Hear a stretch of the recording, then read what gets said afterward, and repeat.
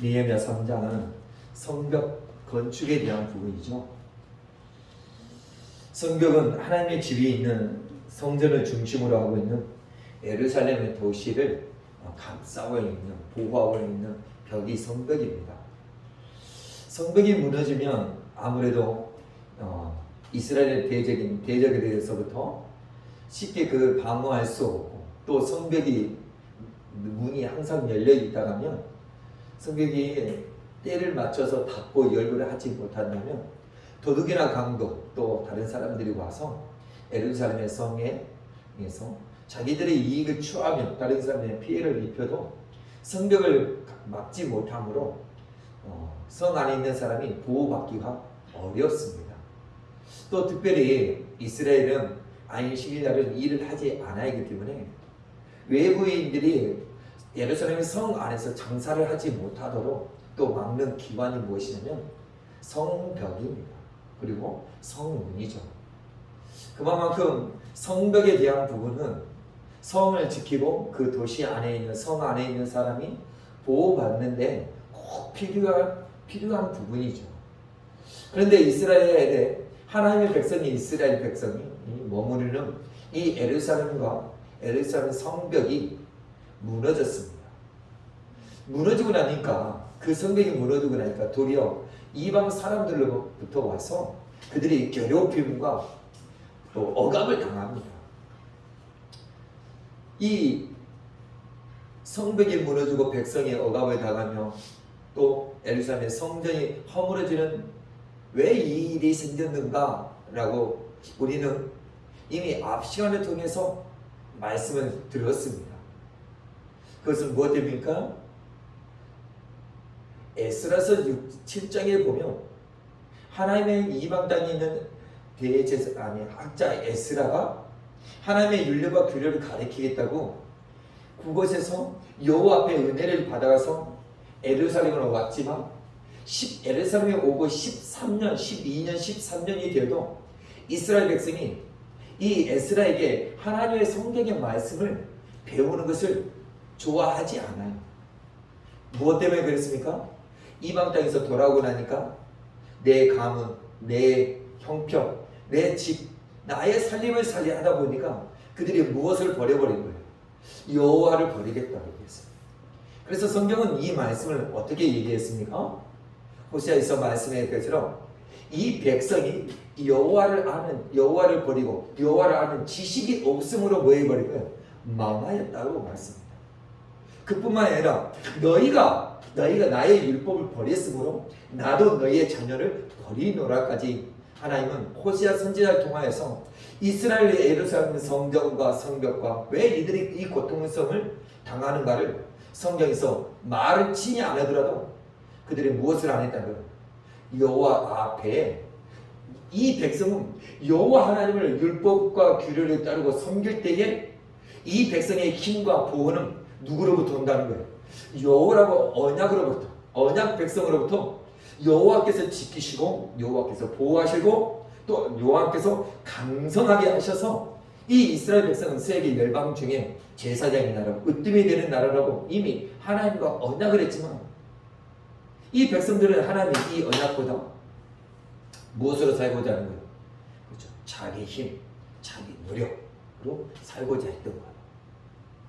그러나 세계의 모든 민족 중에 가장 작고 연약한 이스라엘 백성은 그만 여호와의 보호심이 떠나버림을 말미암아 또한 큰 위험과 환난에 닥쳤을 때 이때에 그 소식을 누구에게 이방 땅에 있는 지금 제국의 왕 바로 밑에 왕의 오른팔과 같은 약간 술가련장이 있는 느헤미야까지 이 소식이 전하는 거예요.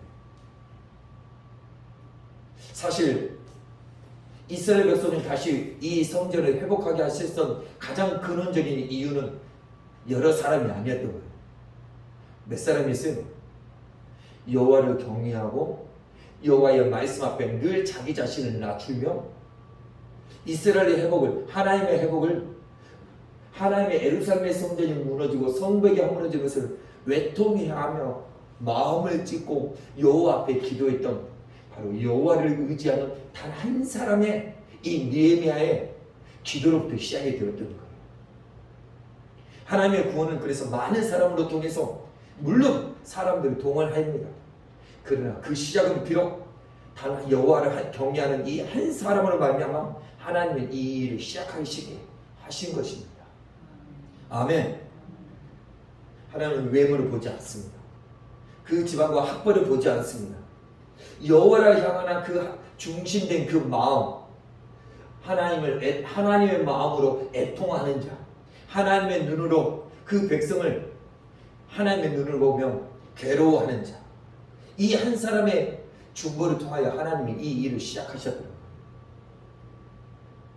그 일을 시작을 할 때에 내가 하나님의 앞에 응답을 받았으므로 느헤미야는 하나님의 응답을 다른 사람한테 자랑하지 않았다. 하나님의 말씀이 이루어질 때까지 그는 마음에 품고 그 이 모든 되어질 일들을 되어갈 일들을 하나님 안에서 그것을 계획했던 거예요. 잘 계획했어요.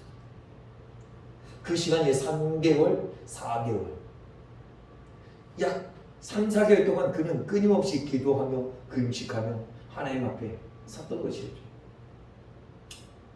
하나님은 그래서 이 느헤미야를 통해서 그가 하나님의 다 모든 상황을 다 들여보고 마지막 그 딱 때에 무엇을 하는가?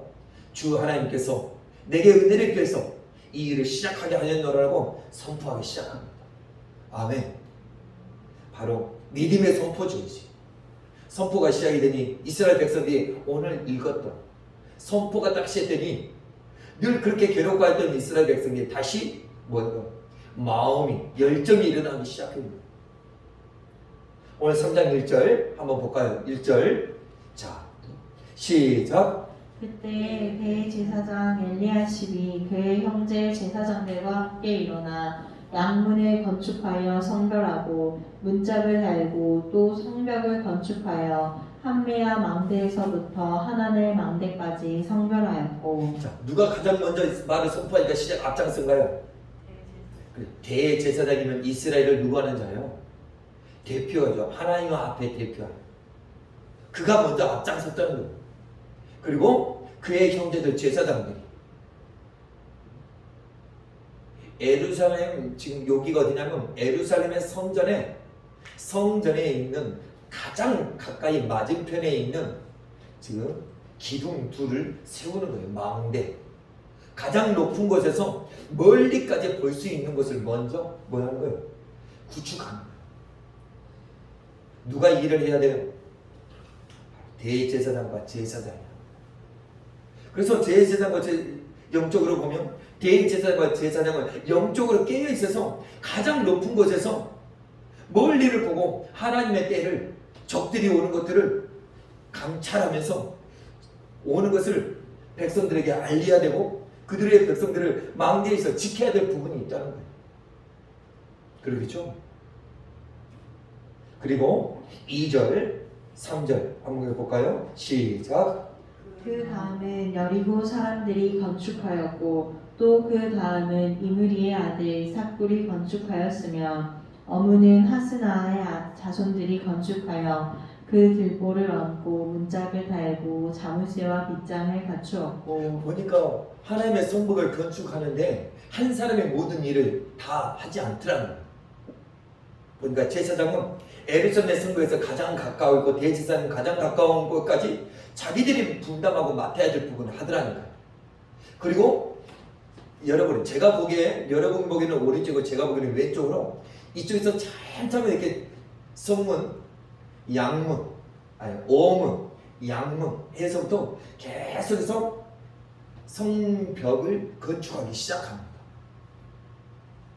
그런데 이 건축하기 시작하는 사람들의 이름들을 보니까 여리고 사람들이 건축한 여리고는 어디 쪽에 속해요? 가나안 땅에 있지만 예루살렘의 성 안에 있지 않죠. 그런데 이 사람들이 지금 어디에 있는 거예요? 예루살렘 안에 있는 거예요. 곧 메데바사국이 세계를 정복하는 주관자가 되었는데 이 사람들이 지금 어디에서 지금 자기의 생활을 하고 있는 거예요? 여리고 사람들이 예루살렘 안에서 생활하고 거기서 삶의 터전을 잡고 있는 거예요. 그런데 이 사람들이 예루살렘에서 쫓겨나지 않았던 그들의 이유는 뭐냐면 이들이 이 위험한 환경 속에서도 여호와 하나님의 성벽을 건축할 수 있는 마음까지 있었다는 것은 이들의 마음에 누구를 경외하는 마음이 있다는 거예요. 그렇죠. 주 여호와 하나님을 경외하는 마음이 있는 여리고 사람들이 하나님의 그 어느 한 부분을 감당하고 있어요. 자기의 삶에 가까운 부분에 감당하고 있었다는 거예요. 자, 4절 한번 볼까요? 4절 시작. 그 다음은 하코스의 손자 우리아의 아들 무레옷이 중수하였고 그 다음은 무세사발의 손자 베레게의 아들 무술람이 중수하였고 그 다음은 바하나의 아들 사독이 중수하였고.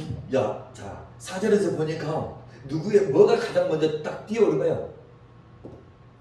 누가 중수하였고라고 나와요? 누가 중수해요? 누구의 뭐? 아들. 그죠? 아들이라는 이름이 나오기 시작하죠. 앞에서도 지금 4절 앞에서도 하코스의 손자 우리아의 아들, 그리고 무세바사의 손자 베랴가의 아들 무술람이 중수하였고 그 다음은 바나야의 아들 사독이 지금 계속해서 중수하는데 중수하는 사람들의 누구의 뭐가 중수하게 하는 거야? 보편적으로 보니까 그렇죠. 성벽은 누가 성벽을 중수하고 있어요?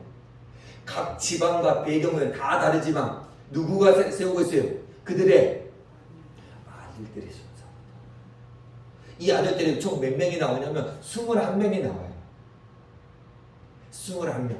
물론 장사하는 사람도 있었고 고관들도 있었고 거기에 동참하는 사람들도 있습니다. 그러나 여기 성경에서 3장에서 가장 두드러지게 나타나는 이름의 특성이 무엇이냐면 누구의 아들이라는 거예요. 그러니까 이 성벽은 보편적으로 하나님의 많은 사람들이 동참하지만 그 동참하는 그 핵심 중에 누구의 아들들이 이 성벽을 동참한다는 거예요. 그죠? 예루살렘 성벽을 짓는데 누구의 아들이 동참하고 또 다른 집안의 아들이 동참하고 또 다른 집안의 그의 누구의 손자의 아들이 동참하고 누가 짓게 하는 거예요 성벽을? 그러니까 아들들을 통하여 하나님의 성벽을 짓게 하신다는 거죠. 아멘. 이처럼 성벽은 하나님의 은혜, 하나님의 아들들을 통하여서 성벽을 지어가게 합니다.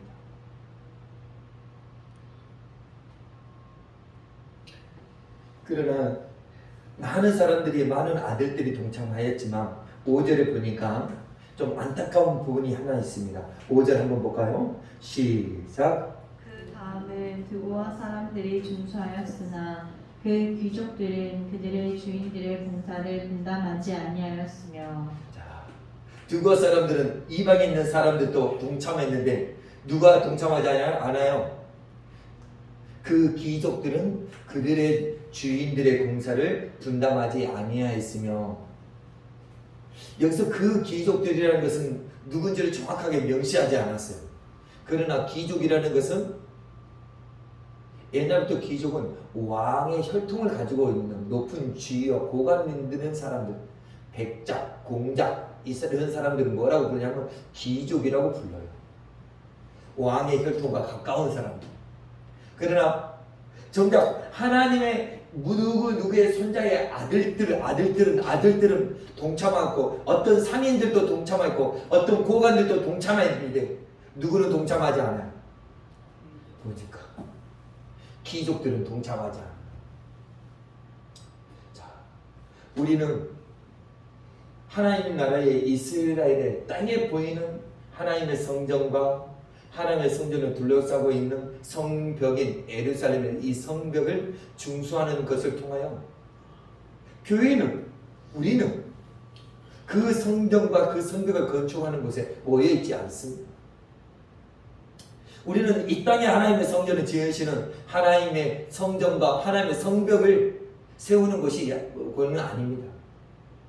우리가 진정 세워야 될 성벽은 눈에 보이지 않지만 하나님의 성전을 중심으로 하나님의 백성들이 자녀들이 머물고 있는 터의 삶의 그곳이 우리가 세워야 될 성벽인 것입니다.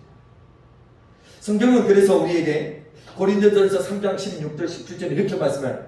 너희가 하나님의 성전인 것과 하나님의 성령이 너희 안에 계시는 것을 알지 못하느냐. 누구든지 하나님의 성전을 더럽히면 하나님이 그 사람을 멸시하리라. 하나님의 성전은 거룩하니 너희도 그러하리라. 하나님의 성전이 지금 어디로 이동해 버렸어요? 눈에 보이는 땅에 있는 하나님의 성전이 아니라 누구를 통하여? 하나님의 아들 예수 그리스도의 죽으심과 부활을 통하여 하나님의 집, 영원히 함께할 하나님의 그 집이 어디에? 바로 우리 안에, 내 안에 하나님의 성전을 이루셨다는 거예요.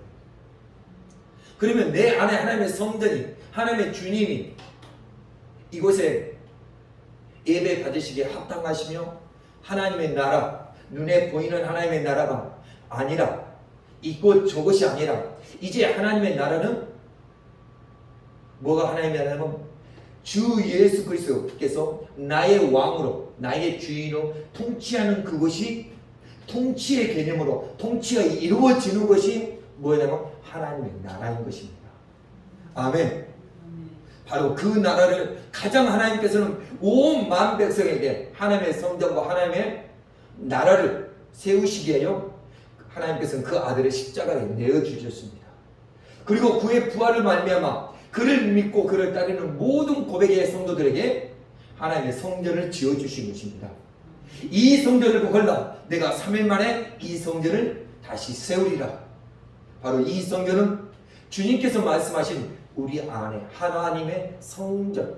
그래서 제자 사도 바울은 하나님의 말씀을 인용하여 하나님의 뜻을 알고 너희 몸이 하나님의 성전인 것을 알지 못하느냐.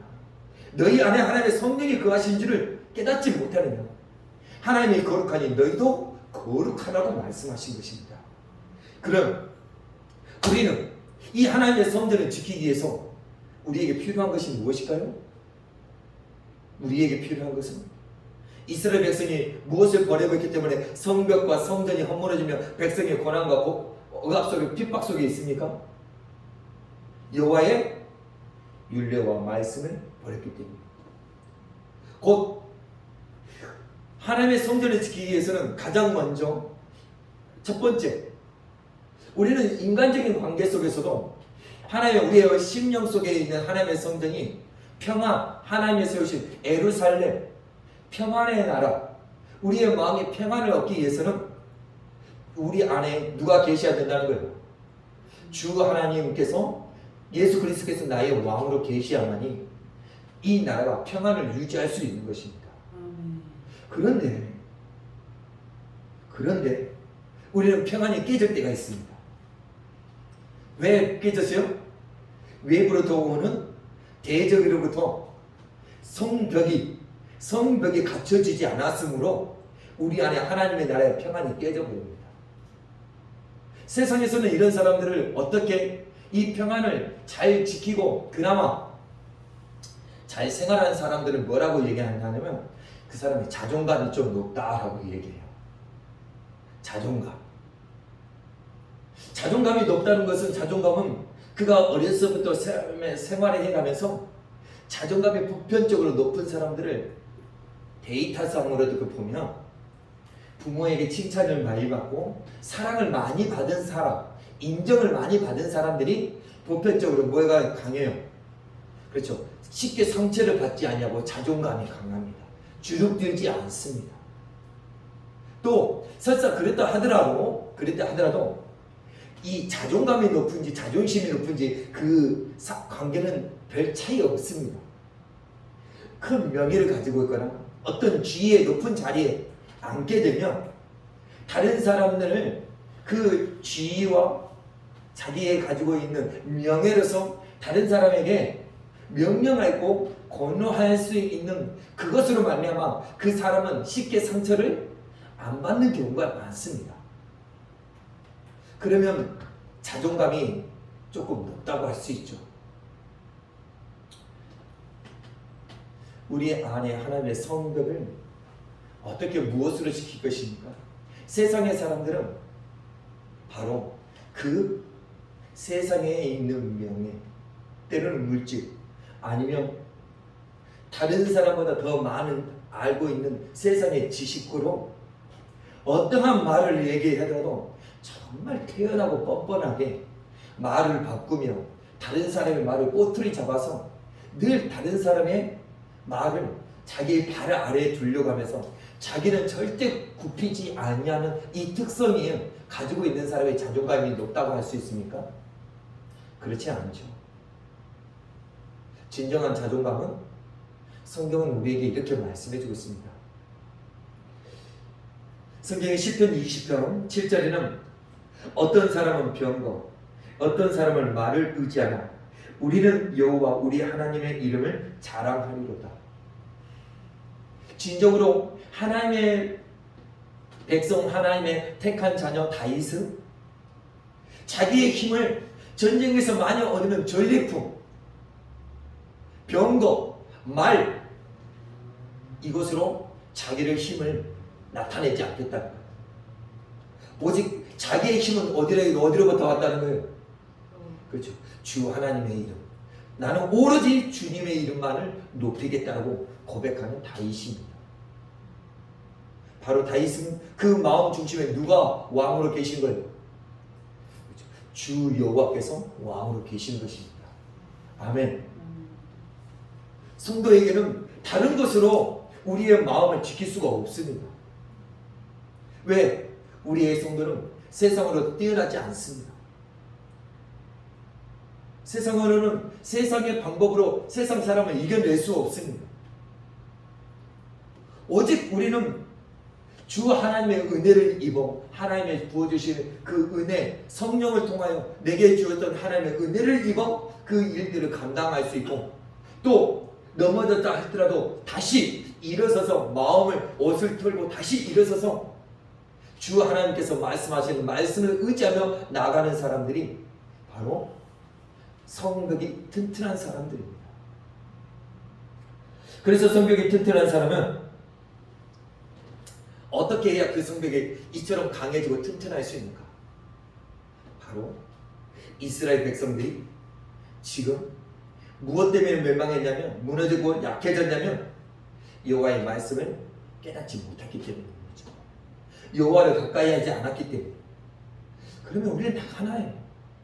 내 힘이 어디서 온다는 거예요? 주 하나님으로부터 온다는 것을 확신한 걸 붙잡으시기를 주의 이름으로 축복합니다.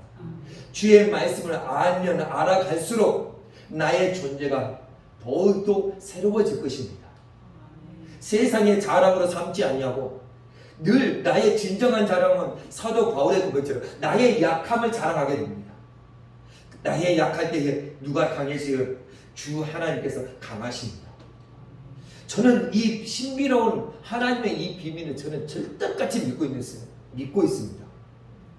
그래서 다른 사람들에게 학벌과 문벌을 쫓아가는 것이 아니라 진정으로 스승이 되고 늘 말씀 앞에 성령께서 깨닫게 주시는 이 진리의 새로운 힘으로 저는 양식을 삼고 제 의지를 갖고 삽니다. 주님이면 충분합니다. 아멘. 그 주님 앞에 우리는 어떻게 성경은 나오라고 말까?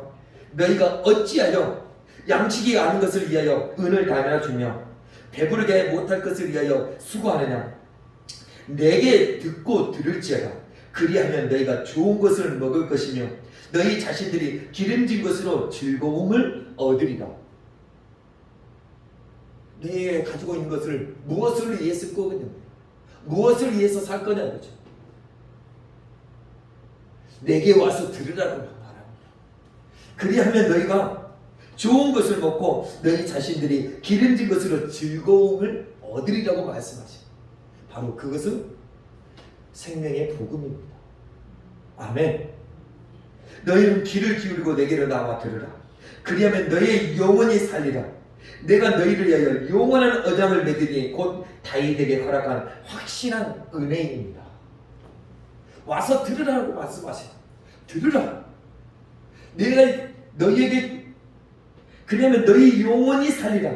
내가 너희를 위하여 영원한 언약을 맺으리니 곧 다윗에게 허락한 확실한 은혜라고 말씀하십니다. 하나님께서는 바로 우리에게 이 세상의 만유의 주되신 하나님이 우리에게 그 은혜를 허락하신다고 약속하셨습니다. 이 은혜의 말씀을 우리는 들을 때에 우리 안에서 뭐가 있냐면 하나님이 기뻐하시고 세상이 즐거워하는 것을 우리는 분별해낼 수 있습니다. 무엇을 내가 살아야 가야 되는지, 무엇을 해야 내가 은을 달아주며 무엇 때문에 내가 금을 주면서 나의 소유를 삼을 것인지 그 분별을 딱 하게 됩니다. 무엇을 들을 때? 주 하나님의 다윗에게 허락한 은혜의 말씀을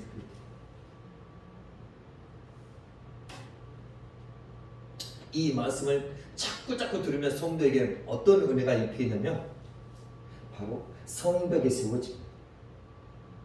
그런데 그 성벽은 무엇이냐면 성경에서 말씀하신 바 하나님의 자녀들에게 주는 전신갑주입니다. 이제 이 전신갑주를 입게 되면 하나님의 진리의 말씀으로 우리가 진리의 말씀으로 전신갑주가 딱 입혀지면 외부로부터 오는 대적이 와도 이 전신갑주 앞에서 우리는 우리의 마음을 평안을 하나님의 성전을 우리의 성을 지켜낼 수 있습니다. 아멘. 자, 그래서 이 전신갑주를 이렇게 하나님께서는 입으라고 말씀해요. 마귀의 관계를 능히 대적하기 위하여 하나님의 전신갑주를 입으라. 우리의 씨름은 혈과 육을 상대하는 것이 아니에요. 우리는 그러니까 누가 누구를 상대하는 게 아니라는 거예요.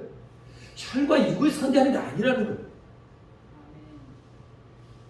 통치자들과 권세들과 이 어둠의 세상 주관자들과 하늘에 있는 악한 영들을 상대하는 거예요.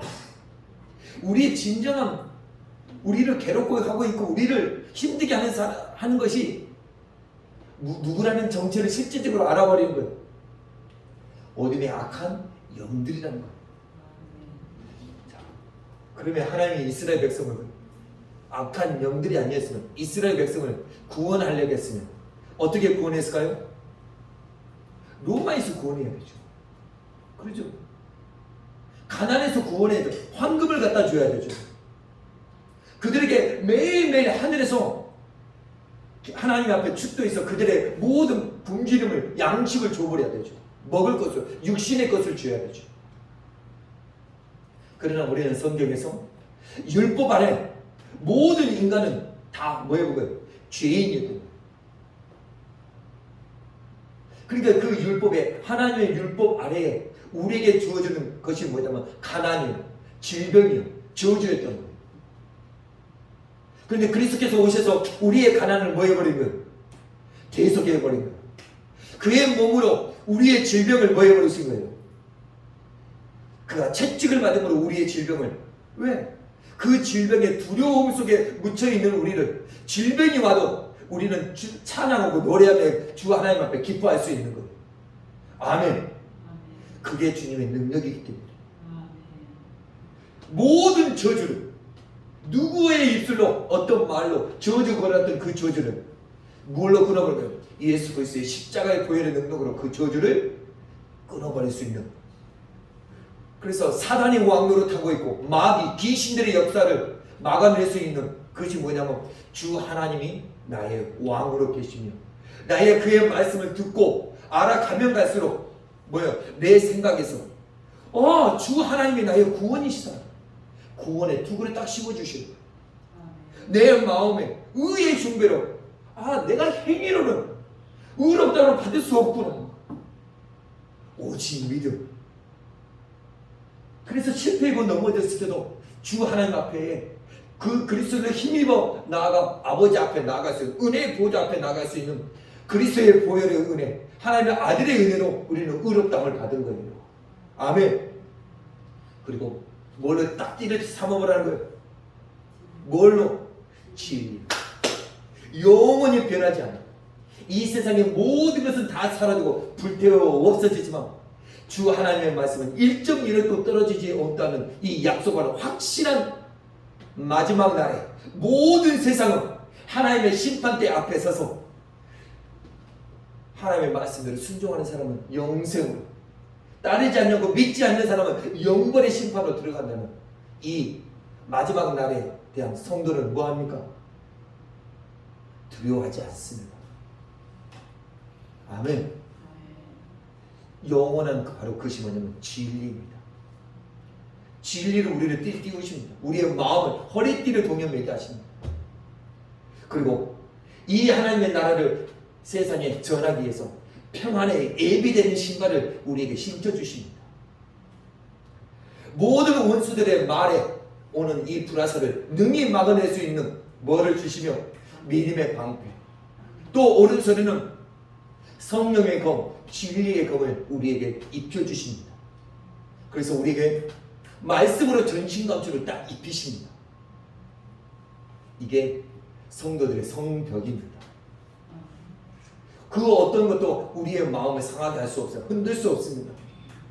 비록 지금은 잠시 낙담할 수 있으나 주 하나님 앞에, 주님의 앞에 우리는 찬양하며 주의 말씀을 들을 때 우리 마음 안에 다시 뭐가 솟아오르는 주 예수님부터 오는 이 생수의 힘이 우리의 마음을, 우리의 묶였던 것들을 풀어내버립니다. 왜? 주의 말씀은 빛이기 때문에, 주의 말씀은 능력이고 생명이기 때문에 그 말씀이 내 안에 믿음 가운데 오면 우리의 모든 결박들은 풀어지며 어둠들은 떠나가게 되어 있습니다. 이것이 하나님의 은혜요 능력이기 때문에. 그래서 우리 안에는 주 하나님이 나의 구원, 그의 말씀으로 우리는 전신갑주로 우리를 사는 것입니다. 자, 이처럼 하나님의 우리의 성도들의 하나님의 전신갑주로 입혀서 딱 만든 것이 뭐냐면 바로 우리들이 모여있는 바로 이 교회입니다. 그런데 우리 개인에게는 전신갑주지만 우리들이 모여서 하나님의 이 구성원을 이룬 것이 바로 교회입니다. 하나님의 나라입니다. 그리스도께서 머리로 계시고 모든 지체가 각 부분으로 누구는 눈이요, 누구는 귀요, 누구는 입이요, 누구는 팔이요, 누구는 다리요, 모든 지체로서 하나님의 전신갑주로 성도들이 입혀집니다. 바로 그것이 교회입니다. 그런데 이 교회가 어떻게 성벽을 이루어가는가? 지금 이스라엘 백성은 성벽을 짓고 있지만 성벽 이전에 광야에서 이스라엘 백성에게 하나님의 전을 둘러싸고 있는 것이 뭐냐면 휘장입니다. 울타리입니다. 울타리가 어떻게 만들어졌는가요? 기둥을 세우고 뭘로? 고리와 고리를 다 연결해서 만듭니다. 제가 출애굽기 한 부분을 딱 띄워왔습니다. 물론 여러분도 알고 있을 것입니다. 그 휘장 5폭을 서로 연결하여 또 6폭을 서로 연결하고 그 6째 폭 절반을 성막 정면에 접어 들이우고, 자, 뭐하고 있어요? 서로 연결하고 있어요. 지금 예루살렘의 성전에 대제사장으로 시작해서 누구의 아들 누구들이 계속해서 뭐하고 있는 거예요? 성벽을 짓고 연결해 가는 거예요. 바로 이게 성전이요 성벽이 되는 거지. 자, 이제 예수님 안에서 에베소서 2장 20절과 21절에 이렇게 말씀하고 있습니다. 너희는 사도들과 선지자 터 위에 세우시는 입은 자라. 그리스도 예수께서 친히 모퉁이 돌이 되셨느니라. 그 안에서 건물마다 서로 연결하여 주 안에서 성전이 되어가고 너희도 성령 안에서 하나님의 거하실 처소가 되기 위하여 그리스도 예수 안에 함께 지어져 가느니라. 어떻게 되나요? 건물마다 서로 연결된 것처럼 성도가 이제 뭐 하는 거예요? 서로 그렇죠, 연결하는 거예요. 바로 그 연결이 뭐냐면 연약한 지체들에 의해서 우리가 계속해서 뭐 하는 거예요? 기도로서 성령으로서 서로 연결해 가는 거예요. 중보로서 서로 연결해 가는 거예요. 그것이 무엇이냐면 하나님의 사랑을 이루어 갈 때에 우리는 서로 뭐 하고요? 어떤 외부의 적도 우리를 이기지 못하도록 주께서 지켜주실 것이다. 저는 이 부분이 우리 안에서도 있습니다. 저는 이 부분을 적용할 때 어떤 부분을 적용하면 우리 이 치아입니다. 치아. 여러분 치아 이거 하나가 빠졌을 때 그냥 하나 빠졌어. 그래서 어떻던가요? 말하는 거 먹고 치아가 그 구성을 이룰 때에 말하고 싶을 때 불편하긴 하죠. 그런데 그것을 하지 않을 때는 어땠던가요? 이거 하나가 없다고 불편해진 게 아니라 이거 하나 없으므로 어떤 이까지 흔들리던가요?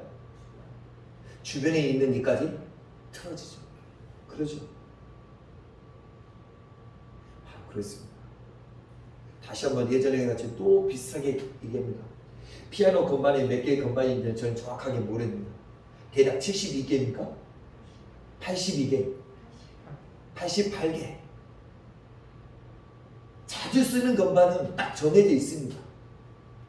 양쪽 끝에 마지막 건반들 혹시 언제 쓰는지 아십니까? 저도 웃으면서 그거 한번 꼭 누르고 합니다. 내가 심심하면 하다가 아무 생각 없이 한번 누르고 갑니다. 왜? 안 눌러주거든요. 악기 치면서 그 건반 누르는 음계 혹시 있습니까, 권사님? 아직까지 연주할 때 그럽니다. 교회 안의 모든 성도는 하나님께 다 필요하고 존귀한 자입니다. 그 사람이 비록 쓰고 있고 아직 안 쓰고 있으나 그 사람의 존재는 반드시 필요합니다. 하나님께서는 성도가 그리스도 예수 안에서 사랑으로 연결되어 있을 때 그 힘이 더더욱 강해지는 것입니다. 결속력 있게 됩니다. 그래서 저는 사랑이 빼지 말라고 얘기해요. 하나님의 사랑이 창조주께서 이거 아무 필요 없이 만드는 그냥 소사하고 만든 이가 아니더라니까요. 왜요? 사랑이는 씹을 때 필요한 이가 아닙니다. 사랑이는 우리가 이를 쓰다가 이가 약해지고 흔들릴 그때쯤 되면 하나님께서 사랑이가 딱 강한 이가 나타나서 나머지의 모든 일을 탄탄하게 움직이지 않도록 구성에게 잡아주는 그 역할을 하는 게 사랑이는 씹는 데 쓰는 이가 아니에요. 그래서 관리 잘하면 잘못 나도 관리 잘하면 그 사랑이가 다른 일을 요동하지 않도록 잡아주는 역할을 한다라고 저는 얘기하고 있습니다. 바로 교회가 그런 것입니다. 내가 맡겨둔 자리, 다른 사람들을 보기에는 하찮은 자리가 같습니다. 귀족은 내가 그 하찮은 일을 왜 해? 라고 얘기할 수 있습니다. 그러나 내가 맡고 있는 그 자리는 다른 사람이 할 수 없습니다. 주님께서 그 사람은 그 자리에서 그걸 위해서 기도하게 하고 그 일을 할 때에 여인들의 이름까지 성전에서 성벽을 쌓던 여인들의 이름까지 이곳에 기록합니다. 그런데 하나님은 이 마지막 때에 교회와 성도, 지금 우리를 어디서 부르셨냐면 하나님의 아들로들로 불렀습니다. 정말 놀라운 은혜입니다. 얼마나 큰 은혜냐면 구약의 이스라엘 백성은 하나님의 아들의 자리에 올 수 없습니다. 이들의 이름들이 다 어디에 기록되어 있냐고요? 바로 성벽, 새 에루살렘의 성벽에 이름들이 기록되어 있어요. 구약 백성들이. 그러나 신약 백성들은 이름이 어디에 있는지 알아요? 성 안에, 성 전에 기록되어 있어요. 아멘. 우리에게 주시는 하나님의 은혜는 더 크다는 거예요. 아멘. 그러니 우리는 바로 그 은혜를 힘입고 그 사랑으로 이제는 더더욱 하나님의 율법을 어떻게 하는 거예요? 내 안에서 더더욱 세워가는 것입니다. 이 율법이 무너져버리면 모든 대적에서 우리는 막아낼 수가 없습니다. 하나님의 말씀이, 이 율법이 없으면 율법은 망대와 같이 우리를 지켜주는 힘의 성벽과 같이 튼튼한 것입니다. 하나님의 율법을 지켜보십시오. 우리의 마음이 얼마나 떳떳한가요? 율법을 어겨보십시오. 얼마나 여기 마음에서 찝찝함이 올라오는가. 마음의 평강이 깨어집니다. 그래서 우리는 율법의 구약의 신약의 말씀이 오기 전에, 있기 전에 사도 바울은 그 하나님의 그 영원한 하늘의 삼층정과 하나님의 큰 비밀들을 다 알고도 마지막에 그가 찾았던 책이 뭐냐면 바로 모세오경입니다.